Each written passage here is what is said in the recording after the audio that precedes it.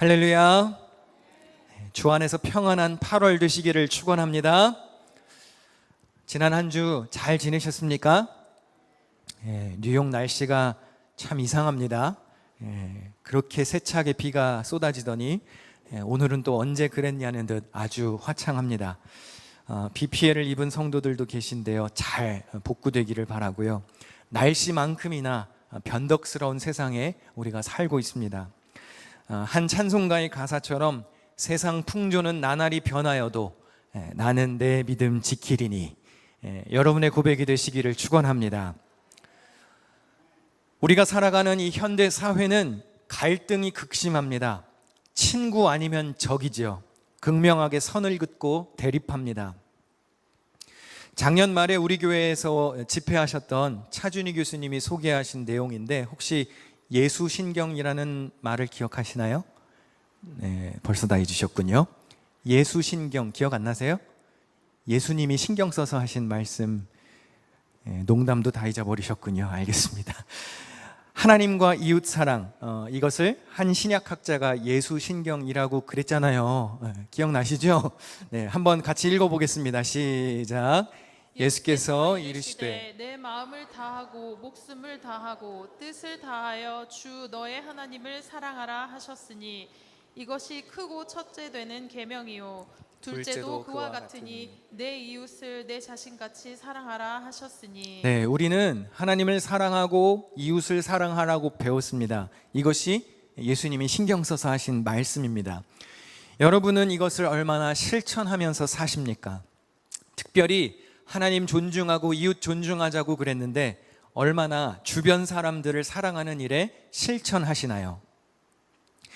예수님은 오늘 본문 산상수훈에서 이웃 사랑을 넘어 원수 사랑까지 나아가야 한다고 가르치십니다. 그러니까 기독교 정신은 하나님 사랑, 이웃 사랑인데 때로 우리가 이 이웃 사랑의 개념을 분명하게 못할 때가 있습니다. 그래서 제가 애써 항목을 하나 추가시켜 드리자면 하나님 사랑, 이웃 사랑, 그리고 원수 사랑까지 해야 하는 것이 우리입니다. 제가 책에서 읽은 내용인데요, 나르시스트는 오직 자신만 사랑합니다. 민족주의자는 자기 민족만 사랑하고요, 혁명가는 자기 명분만 사랑합니다. 이상가는 자기의 사상만 사랑하고 인문주의자는 자신의 인류관만 사랑합니다. 그러나 예수 믿는 크리스찬은 눈앞에 있는 짜증나는 그 인간을 사랑하는 자들이에요. 사람이 처음 사람을 사귀면 대체로 좋은 점을 보게 됩니다. 하지만 함께 지내는 시간이 길어질수록 단점이 보이고 싫어할 이유들이 늘어납니다. 그래서 우리가 정말 마음을 열고 신뢰하면서 지낼 수 있는 사람이 사실 그렇게 많지 않습니다. 여러분 한번 생각해 보십시오. 내 주변에 정말 믿을 만한 친구 몇이나 있으십니까? 솔직히 별로 없죠? 친구 많으십니까? 나는 친하다고 생각할지 모르지만 정말 중요한 건 상대방도 그렇게 생각할까요? 생각해보면 우리 주변에 성가신 사람들 투성입니다. 수십 년을 같이 살았어도 날 배려하지 않는 배우자부터 시작해서 부모는 늘 꼴찌라고 생각하는 자기 멋대로 사는 자녀들, 한시도 나를 가만히 두지 않는 직장 상사, 뻔뻔하고 무례한 손님과 고객들, 믿을 만한 사람이라 생각했는데 뒤에서 험담하는 교우들, 지독하게도 내 편을 참 안 들어주는 목사님까지 온통 다 내 마음에 안 드는 사람들 뿐 아니던가요?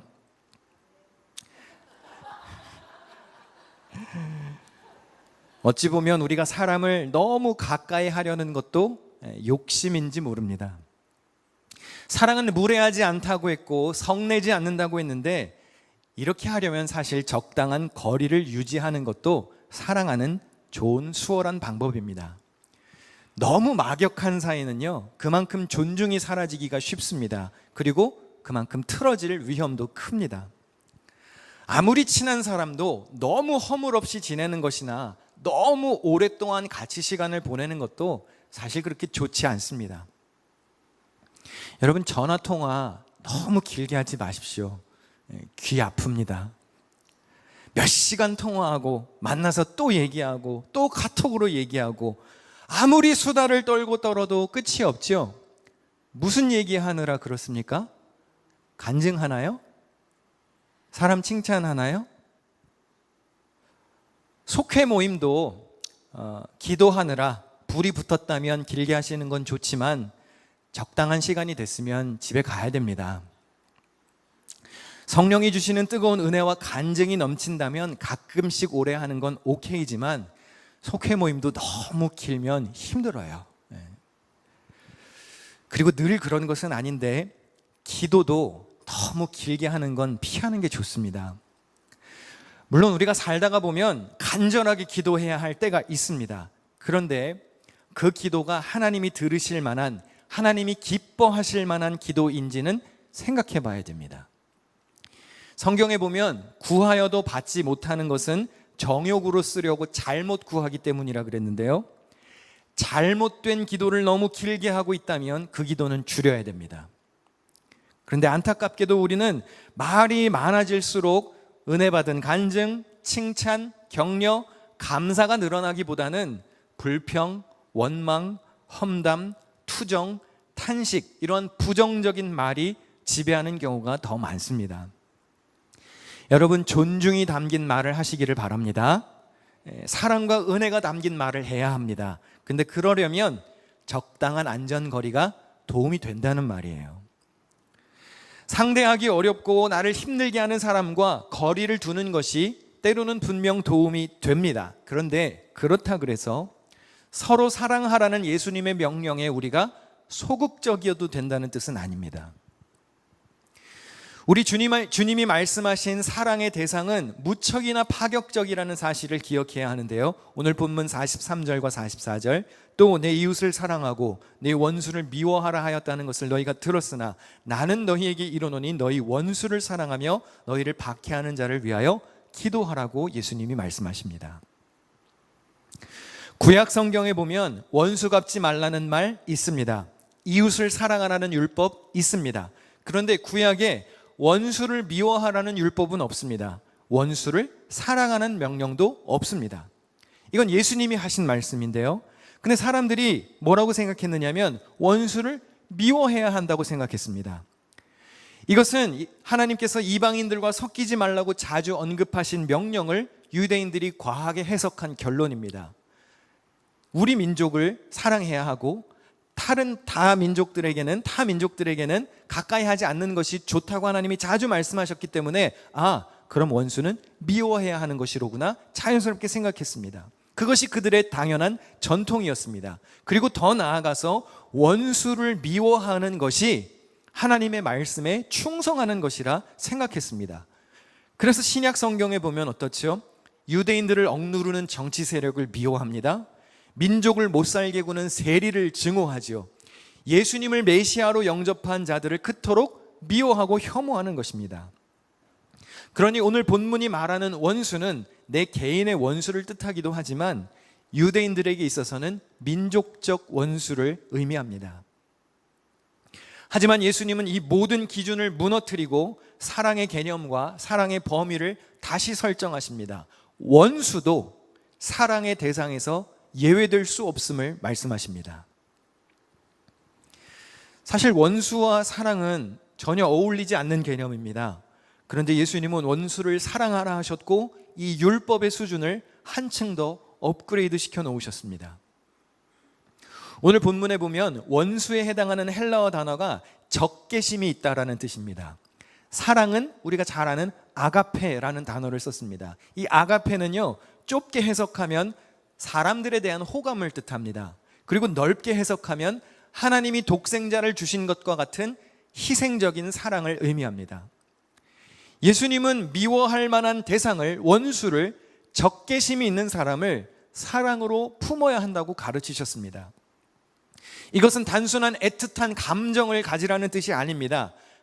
감정 이상의 의지를 동원하라는 요청입니다. 사랑은요, 상대방을 유익하게 하는 행동입니다. 그래서 사랑은 자기의 유익을 구하지 않는 거라고 했어요. 우리 고린도전서 13장 5절 다 같이 읽겠습니다. 시작. 무례히 행하지 아니하며 자기의 유익을 구하지 아니하며 성내지 아니하며 악한 것을 생각하지 아니하며. 네, 사랑은 자기 유익을 구하는 게 아니에요. 다시 말하면 자기 멋대로 하는 것은 사랑이 아니라는 뜻입니다. 주님이 말씀하신 이 아가페의 사랑은 세상이 생각하는 개념과 완전히 다른 것입니다. 러시아의 소설가 도스토옙스키는 이런 말을 했어요. 행동하는 사랑은 꿈속의 사랑에 비해 가혹하고 두려운 것이라고 그랬습니다. 그러니까 사랑은요, 마음 설레이고 그냥 아름답기만 한 게 아니라는 것이죠. 참된 사랑을 하려면 그 사랑을 위해서 모진 고통을 감수해야 하고 잔인한 대가를 지불해야 할 수도 있습니다. 그게 사랑입니다. 우리가 예수님의 참된 제자라면 나보다 타인의 유익을 먼저 생각해야 하고 심지어 원수라 해도 그렇게 해야 하는 것입니다. 오늘 본문에 보니까 예수님은 우리를 박해하는 자를 위하여 기도하라고도 말씀하셨습니다. 이것은 원수 사랑의 가장 확실한 실천사항이라고 할 수 있겠죠. 기도는 하나님께 하는 것입니다. 하나님을 바라보며 하는 것이죠. 그러나 원수를 위하여서 어떻게 기도하겠습니까? 원수를 미워하는 단계에만 있으면 기도가 잘 안 될 거예요. 그러니까 나를 박해하는 자를 위해서 기도하라는 주님의 명령은 증오의 단계에서 빠져나오라는 요청이겠죠. 우리가 어떻게 원수를 위해서 기도할 수 있겠습니까? 처음에는 솔직하게 기도하는 게 좋습니다. 그리고 그렇게밖에 기도할 수 없습니다. 하나님, 나 저 인간 미워 죽겠습니다. 저 인간 심판받게 해주세요. 저 인간 죽게 해주세요. 그렇게 하는 것도 기도예요. 솔직한 기도입니다. 시편에도 보면 악인을 저주하는 기도가 나오는데요. 일부만 한번 같이 읽어보겠습니다. 시작. 그의 연수를 짧게 하시며 그의 직분을 타인이 빼앗게 하시며 그의 자녀는 고아가 되고 그의 아내는 과부가 되며 그의 자녀들은 유리하며 구걸하고 그들의 황폐한 집을 떠나 빌어먹게 하소서. 여러분, 이런 기도가 성경에 있다는 사실을 아셨습니까? 여러분, 이런 기도를 대표 기도 시간에 하면 어떻게 될까요? 큰일 나겠죠. 그런데 하나님 앞에서 할 수 있는 고백은 제한이 없다는 거예요. 대표 기도에서는 할 수 없는 기도겠지만 여러분들이 겸손하게 정말 진솔된 마음으로 하나님 앞에서 쏟아내는 기도는 비록 금지곡 같은 것일지라도 미움과 증오의 감정까지도 하나님 앞에 정직하게 고백할 수 있다는 뜻입니다. 그런데 기도가 이러한 미움의 단계에서만 머물면 되겠습니까? 원수를 향해 있던 나의 시선이 다시 나에게로 와야 됩니다. 악인을 저주하면 나도 건강하지 못해요. 잠언에 보니까 이런 말씀이 있습니다. 평온한 마음은 육신의 생명이나 시기는 뼈를 썩게 한다고 그랬어요. 그러니까 여러분이 누구를 미워하잖아요. 여러분도 마음이 상하는 거예요. 그러니까 왜 같이 죽는 짓을 해요? 그러니까 미워하지 말아야 되는 거예요. 악인을 쳐다보지 말고 차라리 그 시선을 나에게로 가져오십시오. 그리고 저 인간 죽게 하소서 기도하지 말고 차라리 나의 형통을 위해서 기도하라는 뜻입니다. 하나님, 내가 저 원수보다 더 잘 되게 하옵소서. 그래서 보란 듯이 저 인간보다 성공하게 하옵소서. 차라리 그렇게 기도하는 편이 낫다는 거예요. 그리고 마음이 조금 더 풀리시거든 내가 저 왼수보다 잘 돼서 내가 저 일을 도와주는 사람이 되게 하소서. 그건 지혜로운 기도겠죠. 악인을 향해 있던 시선이 일단 다시 나에게로 오고, 그리고 나에게로 시선이 돌려졌으면 그 시선을 다시 이제는 하나님께로 향할 수 있어야 합니다. 우리 예수님의 기도를 함께 같이 읽어보겠습니다. 시작. 네, 아버지여, 만일 할만하시거든 이 잔을 내게서 지나가게 하옵소서. 그러나 나의 원대로 마시옵고 아버지의 원대로 하옵소서 하시고. 나의 소원이 아닌 아버지의 소원을 바라는 기도가 정말 가장 성숙한 기도라고 할 수 있을 것입니다. 예수님의 제자로 살기 위해서는 누구를 혐오하거나 정죄할 권한이 없음을 기억해야 합니다. 우리는 원수도 품어야 할 도리만 있을 뿐이에요. 여러분, 혹시 상종도 하기 싫은 사람 있으신가요? 생각만 해도 잠이 안 오는 사람 있으십니까? 근데 여러분, 그런 사람도 천국 갑니다. 우리 요한복음 3장 16절 같이 읽습니다. 하나님이 세상을 이처럼 사랑하사 독생자를 주셨으니 이는 그를 믿는 자마다 멸망하지 않고 영생을 얻게 하려 하심이라. 아멘이십니까? 정말 아멘 하실 수 있습니까? 예수 믿는 사람은 그를 믿는 자마다 멸망하지 않습니다. 그럼 이 말은 다시 말하면 무슨 뜻일까요? 죄 지은 인간도, 나에게 피해를 입힌 사람도, 성격 파탄자 같은 사람도 예수 믿으면 구원받는다는 뜻입니다. 천국은 예수 믿음으로 가는 겁니다. 아멘. 그러면 하나님이 내 취향에 맞는 사람만 골라서 구원하실까요? 그러지 않죠. 충격을 받으실지 모르니까 정신을 바짝 차리고 들으십시오.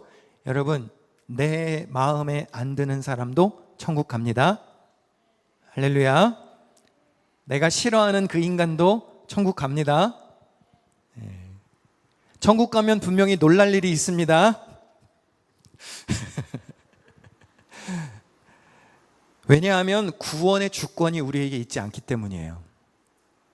죄 용서와 구원은 하나님이 하시는 거지 내가 하는 게 아니라는 겁니다.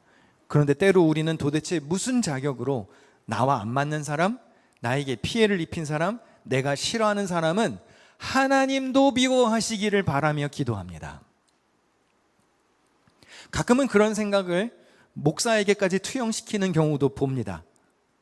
내가 싫어하는 아무개 집사는 목사님도 같이 흉 봐주기를 기대하죠.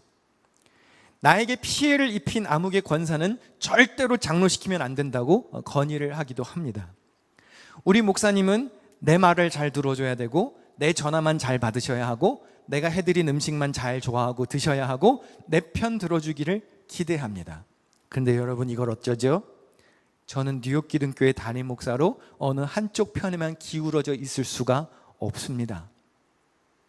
어린아이로부터 노년의 어른까지, 성격이 좋은 사람부터 성격 파탄자까지, 가난한 사람부터 부자에 이르기까지, 오래 예수 믿은 사람부터 처음 교회에 나온 분들까지 모든 성도들을 사랑으로 품어야 할 사명이 저에게 있습니다. 그리고 더 중요한 게 있습니다.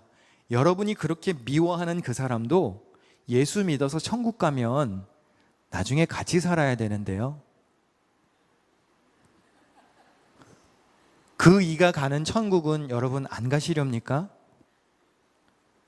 물론 피해자와 가해자가 한 공간에서 얼굴 마주치기 싫은 경우 분명히 있습니다. 잘못이 있어서 사죄하고 용서를 했다고 쳐도 가까이 하는 게 고통스러운 사이가 있을 수 있죠. 그런 사람들은 멀리 떨어져서 지내는 것도 방법입니다. 그냥 서로 눈에 안 띄는 게 지혜로운 것일 수도 있어요. 그러나 피해를 입힌 가해자는 반드시 용서를 구해야 하고 잘못을 회개해야 합니다. 그리고 손해를 입은 자도 결단하여 원수를 용서해야 합니다. 우리가 예수 믿음으로 구원받았다면 피해자도 가해자도 하나님 나라에 갑니다. 천국의 삶이 어떨지 저도 안 가봤으니 잘 모르지만 우리가 서로 갈 천국이 다르지는 않을 거예요. 그래서 예수님이 원수 사랑하라고 말씀하신 게 아닐까요? 어차피 하나님 다스리시는 같은 나라에 가야 되니까요. 우리가 이 세상이 끝나면 눈물 없는 세상에서 분명히 살게 될 겁니다. 요한계시록에 보니까 다시는 사망이 없고 애통하는 것이나 곡하는 것이나 아픈 것이 다시 있지 않는다고 했습니다. 나중에 하나님의 때가 오면은 하나님의 나라에서는 오직 여호와를 아는 지식만이 충만할 것이라 했습니다. 이사야에 보니까 내 거룩한 산 모든 곳에서 해됨도 없고 상함도 없을 것이니 이는 물이 바다를 덮음같이 여호와를 아는 지식이 세상에 충만할 것이라고 했어요. 이런 곳에서 함께 살아야 하니 서로 등질 수 없다는 뜻이고요. 그래서 서로 용서하라는 말씀을 그토록 반복하신 겁니다. 7번씩 70번까지라도 용서하고 화목하라고 말씀하신 것이죠. 요한복음 13장 34절과 35절입니다. 같이 읽습니다. 새 계명을 너희에게 주노니 서로 사랑하라.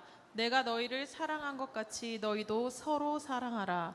너희가 서로 사랑하면 이로써 모든 사람이 너희가 내 제자인 줄 알리라. 예, 여기 말씀해 보니까 뭐라고 되어 있습니까? 너희가 서로 사랑하면 세상이 제자인 줄 알리라 그랬어요.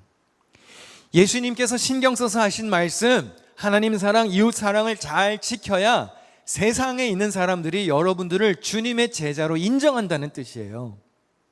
베드로전서 1장 22절에 너희가 진리를 순종함으로 너희 영혼을 깨끗하게 하여 거짓이 없이 형제를 사랑하기에 이르렀으니 마음으로 뜨겁게 서로 사랑하라. 이 말씀에도 보니까요, 진리에 순종할 때 나타나는 결과물이 뭡니까? 서로 사랑하는 것입니다. 아직 서로 사랑하지 못하셨습니까? 아직 원수 맺고 지내고 있나요? 그러면 우리는 아직 진리에 순종하지 못한 자일 수도 있다는 뜻이죠. 예수님이 십자가에서 하신 말씀입니다. 누가복음 23장에 예수께서 이르시되 아버지 저들을 사하여 주옵소서 자기들이 하는 것을 알지 못함이니이다. 예수님이 세상을 사랑하셨습니다. 세상을 섬기셨습니다. 그런데 세상은 예수님께 십자가를 안겨주었습니다. 예수님도 원수 때문에 죽임당하신 거예요. 그런데 원수를 사랑하라고 말씀하신 예수님은 실제로 십자가 위에서 원수를 위해 기도하시면서 그 말씀을 실천하셨습니다. 원수를 용서하셨습니다. 이렇게 예수님의 제자가 되는 길은 자기 부인과 자기 십자가를 지는 일이 반드시 있어야 가능합니다. 마태복음 16장에 이에 예수께서 제자들에게 이르시되 누구든지 나를 따라오려거든 자기를 부인하고 자기 십자가를 지고 나를 따를 것이니라 했습니다. 이걸 안 하면 예수님의 제자가 될 수 없습니다. 오늘날 교회가 이걸 강조하지 않기 때문에 제자가 없는 겁니다. 쉽게 말해서 너무 다 괜찮다 그러니까 아유 괜찮아요 그냥 그대로 사세요. 괜찮아요 다 괜찮아요. 그러니까 원수 사랑하라는 예수님의 말씀이 그냥 농담으로 들리는 거예요. 아 그냥 하신 말씀이겠거니 뭐 어떻게 그걸 진짜로 실천해. 그런데 그럴 수 없습니다. 자기 부인과 자기 십자가를 짊어지지 않고 어떻게 주님을 따릅니까? 여러분이 건강한 몸을 만들겠다고 다짐을 하고 운동하러 갔다고 생각해 보시죠. 피트니스 센터에 1년을 계약했습니다. 근데 열심히 운동하려고 헬스장 앞에 갔는데 한숨이 나오고 한 손에는 정크푸드가 들려있고 온갖 간식이 다 들려있다면 운동 전후로 내가 먹는 것을 하나도 희생하지 않는다면 어떻게 건강한 몸을 만드나요? 마찬가지예요. 예수님을 따르겠다는 사람들이 지금 하고 있는 그대로 살겠습니다. 나는 하나도 희생하지 않겠습니다. 라고 해놓고 꼼수를 부린다면 예수님의 제자가 될 수 있겠습니까? 하나님, 나 교회에 다니면서 신앙생활 할게요. 나 예수 믿을게요. 주님의 제자가 되겠습니다. 그러나 이건 건드리지 마세요. 내 돈 달라고 하지 마세요. 나 헌금 안 해요. 선교지 가라고 하지 마세요. 난 지금처럼 살 겁니다. 나의 문란한 생활 건드리지 마세요. 나는 지금처럼 유흥을 즐길 거예요. 그런 태도로 살면 어떻게 하나님의 제자가, 주님의 제자가 될 수 있겠습니까? 하나도 희생하지 않겠다는데 가장 좋은 것을 가지고 계시는 하나님의 은혜를 어떻게 누리겠습니까? 내가 가진 것을 내려놓아야 더 풍성히 가지고 계시는 하나님의 은혜를 맛볼 텐데요. 우리가 훗날 천국에 갔을 때 하나님이 무엇을 칭찬하실까요? 하나님, 내가 누군가를 그토록 미워했습니다. 저희를 열심히 씹고 저주했습니다. 그럼 하나님이 그래 생긴 대로 잘 살았다 그러고 기뻐하시겠습니까? 아니면 하나님, 나 정말 그 왼수 같은 놈 정말 때려 죽이고 싶고 복수하고 싶었지만 성경 말씀에 의지해서 나 순종하려고 노력했습니다. 봐주고 용서하려고 애썼고 박해하는 자를 위해서 기도하라 하셨으니 많이 기도했습니다. 그러다가 내 속도 많이 상했고요, 분하기도 했고요, 정말 내 속이 썩어 문드러지는 것 같은 생각이 들었지만 나 그래도 열심히 순종했습니다. 주님. 그렇게 주님께 어린아이처럼 다가가 안겼을 때 주님이 안아주시면서 그래 내가 다 안다. 너가 그렇게 열심히 노력하고 내가 말한 것처럼 살려고 애쓴 거 내가 다 알고 있어. 고맙다. 칭찬하시지 않겠습니까? 이사야에 보면 주의 종이 어떻게 살아야 하는지 나오는데요. 우리 같이 한번 읽어보겠습니다. 시작. 그는 외치지 아니하며 목소리를 높이지 아니하며 그 소리를 거리에 들리게 하지 아니하며. 예, 주의 종을 노래하는 이사야 선지자의 글이에요. 외치지 않고 목소리를 높이지 않습니다. 실제로 예수 그리스도께서 이렇게 사셨죠. 자기를 부인하고 십자가를 지셨으니 그 험난한 골고다 언덕 오르실 때에 아무런 소리를 내지 않으셨습니다. 아직 내 목소리를 내기 바쁘다면 어쩌면 우리는 아직 주의 종이 되지 않았는지 모릅니다. 사랑하는 성도 여러분, 교회에서 서로 미워하고 편 나누고 원수 만들지 마십시오. 그것은 예수님의 제자가 할 도리가 아닙니다. 원수를 사랑하라는 오늘 본문의 말씀은 예수님이 장난으로 하신 말씀이 아니에요. 성경 말씀이고 진리이고 산상수훈의 가르침입니다. serious한 거예요. 오늘 본문 46절과 47절을 함께 읽는 동안 우리 찬양 준비해 주시면 좋겠는데요. 우리 다 같이 한 목소리로 크게 읽겠습니다. 시작. 너희가 너희를 사랑하는 자를 사랑하면 무슨 상이 있으리요? 세리도 이같이 하느냐? 또 너희가 너희 형제에게만 무난하면 남보다 더한 것이 무엇이냐? 이방인들도 이같이 아니하느냐? 네, 이방인들도 이같이 아니하느냐? 여러분, 이 당시 이방인은 어떤 존재일까요? 진리의 범주에 속하지 않은 부류예요. 이 당시 이방인은요, 세상에 속한 사람들이고요, 당시 개념으로는 경멸의 대상입니다. 근데 주님이 뭐라고 말씀하시죠?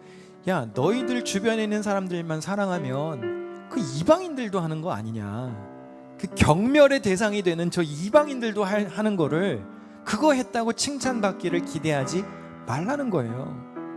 다시 말해서요, 끼리끼리 노는 거, 그거 수준 낮은 행동이라는 겁니다. 예수님의 제자가 되기 위해서는 이방인들조차 하는 것 가지고 만족하지 말라는 뜻이에요. 여러분, 뉴욕에 사시는데 뉴욕시에 있는 한인 인구가 몇 명쯤 되시는지 아시나요? 뉴욕시리에 한인 인구가 한 9만 명 정도 있답니다. 그 중에서 퀸즈에 5만 명이 삽니다. 그 중에서 플러싱에 17,000명이 삽니다. 퀸즈 플러싱은요, LA 다음으로 한국 교회가 많은 지역입니다. 2021년 설문조사에 의하면 뉴욕 스테이트에 있는 한국 교회가 270개가 넘는데요, 그 중에서 77개가 플러싱에 있습니다. 그러면 플러싱에 사는 한인 인구 17,000명이 전부 다 교회 다닌다 치고요, 한인 교회가 77개면 한 교회당 한 200명 성도가 있다는 거예요. 근데 크리스찬 비중이 100%는 아니지 않습니까? 설문에 의하면 한 절반 정도가 나는 크리스찬이다라고 고백한답니다. 그럼 그게 사실이라면 플러싱에 있는 77개의 교회에 약 110명 정도의 성도가 평균적으로 있어야 한다는 뜻이에요. 근데 한번 여쭤볼게요. 플러싱에 있는 77개의 한인 교회에 평균적으로 다 110명이 있을까요? 그러면 한국 교회 너무 많다는 뜻이네요. 한번 여쭤보고 싶습니다.